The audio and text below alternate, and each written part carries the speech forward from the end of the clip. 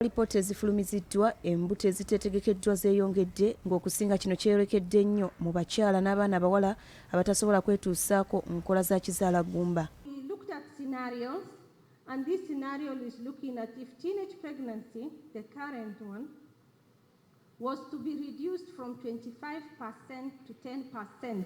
What does that mean for Uganda in terms of the savings?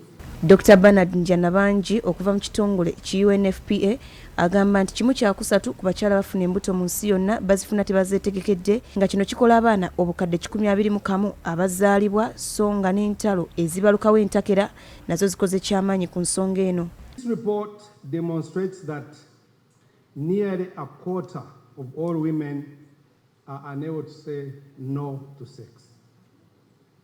Nearly a quarter are unable to make decisions about their own health care. Close to 50%, in other words, half of all pregnancies in the world are unintended. This is about 121 million pregnancies every year.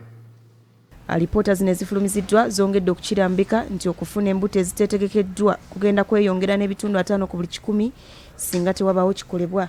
Abawala ebitundu 64 ku buli 100 bagenda kulemererwa okumalako ekibiina ekyomusanvu so nga abakyala n'abawala ebitundu 60 ku buli 100 bagenda kwongera okwenyigira mu mirimu egyalejjalejja. If we don't invest in preventing teenage pregnancy, the country is going to lose a lot.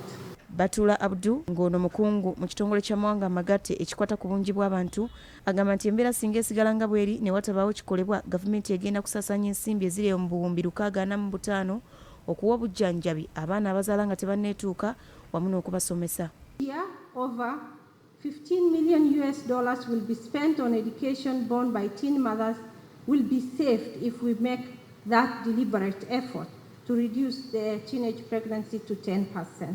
Alipoota zino era ziraga nti abaana abazaala nga tebanneetuuka balinnye okutuuka ku bitundu 46 n'akatundutundu kamu ku buli 100 nga no Ssaabaminisita wa Uganda Robinah Nabbanja wategeereza nti gavumenti egenda kwongera amaanyi mu kubunyisa n'okwagazisa enkola z'ekizaalaggumba kiyambeko okutangira okufuna embuto eziteetegekeddwa.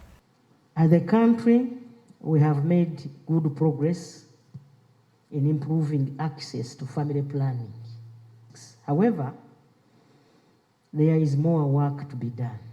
Ssaabaminisita ayongeddeko nti n'obwavu bukoze kyamaanyi okwongera ku muwendo gw'abakazi abazaala abaana nga tebeetegese kyokka n'abawa essuubi nti gavumenti ensonga eno etandise okugisalira amagezi ng'eyita mu kutumbula embeera z'abakyala.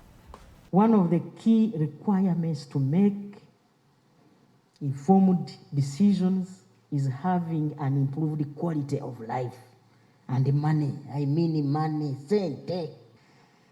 Again, the parish development model provides part of the solution. Kuzaala abaana abatali beetegekere nga tuvuddeyo